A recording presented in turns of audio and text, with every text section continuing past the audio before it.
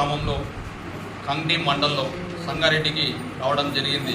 నా పేరు Navodaya Siddhartha, Indian national human rights protection council Telangana state చైర్మన్గా పనిచేస్తూ ఉంటాను. మా సంస్థ ప్రజల కోసమే పనిచేస్తూ ఉంటుంది. ఎప్పుడు ఎక్కడ ఎవరికి ఏ అన్యాయం జరిగినా మా సంస్థకు అప్రోచ్ అయితే మేము వచ్చి పనిచేస్తూ ఉంటాం. వాళ్ళకి న్యాయం జరిగేంత వరకు పనిచేస్తూ ఉంటాం. అందులో భాగంగానే ఈ విలేజ్ నుంచి జోగు సంగీత అనే అమ్మాయి సోదరి చనిపోవడం జరిగింది. అందులో భాగంగా వాళ్ళ సిస్టర్స్ ఇద్దరు కూడా మన సంస్థ ఆఫీస్కి రావడం జరిగింది. సార్ మాకు న్యాయం చేయండి సార్, మాకు న్యాయం జరగట్లేదు, మా సిస్టర్ ఎలా చనిపోయిందో తెలియట్లేదు కాబట్టి మీరు న్యాయం చేయండి సార్ అని అంటే, అప్పుడు సరే మాకు ఖచ్చితంగా వస్తామని చెప్పి రావడం జరిగింది. సో ఈ విలేజ్లో జోగు సంగీత అనే అమ్మాయి 26వ తారీఖు 5వ నెల ఇంటి నుంచి మిస్సింగ్ అవడం జరిగింది. వాళ్ళ భర్త 27వ తారీఖు కంప్లైంట్ ఇవ్వడం జరిగింది. కంగ్టీ పోలీస్ స్టేషన్లో కంప్లైంట్ ఇవ్వడం జరిగింది.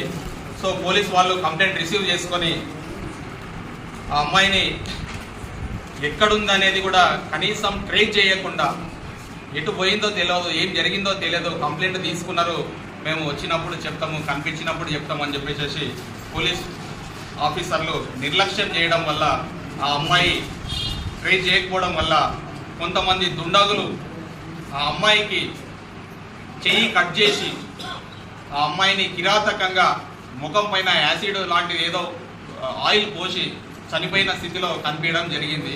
మేమందరం కూడా మీడియాలో వచ్చిన ఫోటో క్లిప్పింగ్స్ చూసినాం. సో ఇందులో మరి పోలీస్ ఆఫీసర్స్ ఎందుకు ఇన్వెస్టిగేషన్ చేయలేకపోతున్నారు? దాంట్లో what might be the reason? So కారణం ఏంటిది? ఎందుకు చనిపోయింది? ఎలా చనిపోయింది? ఎవరు చంపారు అనేది ఏమాత్రం కూడా ఇన్వెస్టిగేషన్ చేయకుండా న్యాచురల్ డెత్ అని చెప్పేసి కేసు క్లోజ్ చేసినామని చెప్పేసి చెప్పడం జరుగుతుంది. ఇందులో ఆ భర్తకి, ఆ అమ్మాయికి భర్త ఉన్నాడు విజయ్ కుమార్, వాళ్ళకు చిన్న పిల్లలు ఉన్నారు, 3 పిల్లలు, కిరణ్, వినోద్ అండ్ సాత్విక్. సో ఈ చిన్న పిల్లల పరిస్థితి ఏంటిది? సో ఆ అమ్మాయి she belongs to scheduled caste. Scheduled క్యాస్ట్కి సపరేట్ చట్టాలు ఉంటాయి.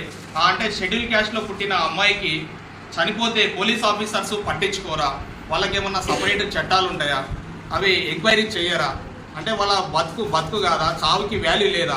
ఆ అమ్మాయి ఎలా చనిపోయింది, ఎందుకోసం చనిపోయింది, ఎవరు చంపారు అనేది కనీసము వాళ్ళు ఎంక్వైరీ చేయలేకపోతున్నారు. ఇప్పటికీ till now they have not at identified. So who is the what might be the reason behind his death, behind her death? So దయచేసి పోలీస్ ఆఫీసర్స్ మీ నిర్లక్ష్యం వల్ల ఈ అమ్మాయి ఎక్కడ ఉందో, ఎటు పోయిందో ట్రేస్ చేయకుండా వాళ్ళు కంప్లైంట్ ఇచ్చినప్పుడు ఇమీడియట్గా ట్రేస్ చేసి ఉంటే ఆ అమ్మాయి బతుకు ఉండేది. సో మీరు నిర్లక్ష్యం చేయడం వల్ల అమ్మాయి చనిపోవడం జరిగింది. సో చనిపోయింది ఓకే. నెక్స్ట్ చేయాల్సిన కార్యక్రమం ఏంటిది? ఆ అమ్మాయి చనిపోయినందుకు కారణం ఏంటిది? వాళ్ళను ఖచ్చితంగా ఐడెంటిఫై చేసి శిక్షించాలి కదా. ఎవరైతే ఇన్సిడెంట్ చేసిరో ఆ అమ్మాయిని చంపేయడం జరిగింది, దానికి కారణమైన వాళ్ళు ఎవరు? మీరు ఇన్వెస్టిగేషన్ చేసిరా? సో ఖచ్చితంగా ఇన్వెస్టిగేషన్ చేసి వాళ్ళని చట్టపరంగా శిక్షించండి. So I'm requesting to the police officer, concern police station, Kangti police station, Durgareddy sir, next CI sir and DSP sir and SP of Sangareddy district, ఈ అమ్మాయి విషయంలో మీరు ఖచ్చితంగా చొరవ చూసి ఈ అమ్మాయికి చంపిన వాళ్ళను కఠినంగా చట్టపరంగా శిక్షించాలని మేమందరము, మా సంస్థ సభ్యులమైన మేమందరం కూడా జోగు సంగీత అనే అమ్మాయికి న్యాయం జరిగేంత వరకు మేము పోరాడతామని చెప్పేసి ఇక్కడికి రావడం జరిగింది. వాళ్ళకు ఒక భరోసా ఇవ్వడానికి ఇక్కడికి రావడం జరిగింది. సో రాజ్యాంగ పరంగా మంచి పొజిషన్లో మీరున్నారు కాబట్టి ఖచ్చితంగా రాజ్యాంగానికి లోబడే మేము కూడా అడుగుతా ఉన్నాము. ఆ అమ్మాయికి చంపిన వాళ్ళు ఎవరు? వాళ్ళను మీరు ఐడెంటిఫై చేయండి. మీరు కాల్ లిస్ట్ తీయండి. కాల్ లిస్ట్ తీస్తే మీకు తెలుస్తుంది. కాల్ లిస్ట్ 26 ఒక 2 days ముందు నుంచి కాల్ లిస్ట్ తీస్తే మీకు ఖచ్చితంగా తెలుస్తుంది. క్లూస్ లేవని చెప్పేసి న్యాచురల్ డెత్ అని చెప్పేసి మీరు ఆ కేసుని క్లోజ్ చేయడం జరుగుతుంది. అది కరెక్ట్ కాదు. సో ఇలా చంపిన వాళ్ళని, ఇంత బ్రూటల్గా చంపిన వాళ్ళని వదిలివేస్తే ఖచ్చితంగా ముందు కూడా ఇలాంటి ఇన్సిడెంట్స్ జరుగుతాయి. కాబట్టి ఇలా జోగు సంగీత లాగా ఏ ఒక్క చెల్లెకి, ఏ ఒక్క అక్కకి కూడా ఇలాంటి పరిస్థితి రాకూడదని చెప్పేసి ఈ మారుమూల ప్రాంతమైన దిగులవాడికి కూడా మేము రావడం జరిగింది.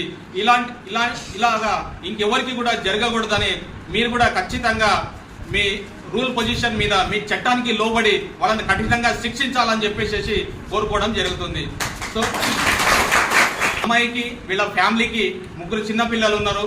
వాళ్ళకు న్యాయం చేస్తారని చెప్పేసి ఆ అమ్మాయికి ఆత్మ శాంతించేలాగా చేయాలనంటే ఖచ్చితంగా మన ముందున్న ప్రధానమైన డిమాండ్ ఏంటంటే ఎవరైతే ఆ అమ్మాయికి చంపబడ్డారో వాళ్ళను జైలుకు పంపించాల్సిందే. జైలుకు పంపించిన తర్వాతనే అమ్మాయికి ఆత్మ శాంతిస్తుంది. కాబట్టి ఖచ్చితంగా మీరు చట్టానికి లోబడి ఇమీడియట్ గా టాప్ ప్రియారిటీ తీసుకొని ఆ అమ్మాయికి చంపిన వాళ్ళను శిక్షించాల్సిందే. సో దీన్ని ఇక్కడికి వదిలిపెట్టము, దీన్ని హ్యూమన్ రైట్స్ కి పోదాము, తర్వాత నేషనల్ హ్యూమన్ రైట్స్ కమిషన్ కి పోదాము. Belongs to SC community. I have already given the information to the Telangana state SC commission chairman Bakki Venkatesh sir also is also going to visit this village. So sir కూడా వస్తారు. So దీన్ని ఖచ్చితంగా ఎవరైతే బాధితులకు న్యాయం చేయాలని చెప్పేసి మా యొక్క మనవి అండ్ మా యొక్క డిమాండ్ కూడా మేమందరం కూడా ఈ అమ్మాయి వాళ్ళ ఫ్యామిలీకి న్యాయం చేసేంత వరకు 24/7 మేము తోడుండి మీకు కూడా సాయం చేస్తాము. ఆల్రెడీ వాళ్ళందరూ కొంతమంది సస్పిషియస్ నేమ్స్ కూడా చెప్తా ఉన్నారు. సో మీరు ఆ విధంగా ఎంక్వైరీ చేయండి. ఎవరైతే దానికి కారణమైన వాళ్ళు ఉన్నారో వాళ్ళని ఖచ్చితంగా శిక్షించాలని చెప్పేసి ఇమీడియట్ గా అరెస్ట్ చేసి జైలుకు పంపించాలని చెప్పేసి మేము మా యొక్క ప్రధానమైన డిమాండ్. సో ఇలాంటి కార్యక్రమానికి మీరందరూ విచ్చేసి ఇలాంటి కార్యక్రమానికి ప్రజల లోపలికి తీసుకొని వెళ్ళి దీన్ని ఒక సొల్యూషన్ తీసుకొచ్చే విధంగా మీ మీడియా మిత్రులందరూ కూడా దీన్ని చూపిస్తున్నందుకు మాకు చాలా సంతోషంగా ఉంది.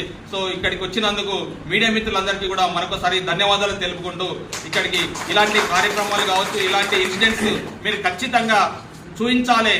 అప్పుడే వాళ్ళకు న్యాయం జరుగుతుంది. కాబట్టి ఈ భారతదేశంలో మీడియా అనేది ఒక one of the main pillar. ఎవరికైనా జస్టిస్ చేయాలన్నా, న్యాయం చేయాలన్నా ఖచ్చితంగా మీడియా ప్రధానమైన పాత్రలో ఉంటుంది. కాబట్టి మీరు కూడా దీనికి ఒక సొల్యూషన్ వచ్చే దిశగా మీకు కూడా ఏమన్నా క్లూస్ దొరికితే ఖచ్చితంగా కన్సర్న్ పోలీస్ ఆఫీసర్స్ కి మీరు కూడా సాయం చేయండి.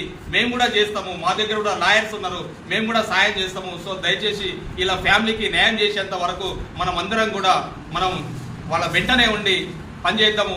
ఇంకెవ్వరు కూడా జోగు సంగీత లాగా చనిపోవద్దు.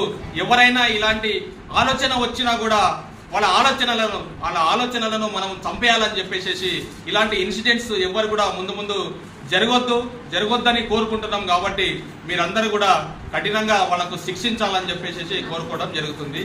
సో వాళ్ళకు న్యాయం జరిగేంత వరకు మేమందరం ఉంటాం. ఇందులో భాగంగా మా Sangareddy team, human rights Sangareddy team సభ్యులైన అందరూ కూడా ఈ కేసుని మానిటర్ చేస్తూ ఉంటాము. సో ఈ కేసులో న్యాయం జరిగేంత వరకు మేము నిద్రపోకుండా పనిచేస్తూ ఉంటామని చెప్పడానికి ఇక్కడికి రావడం జరిగింది.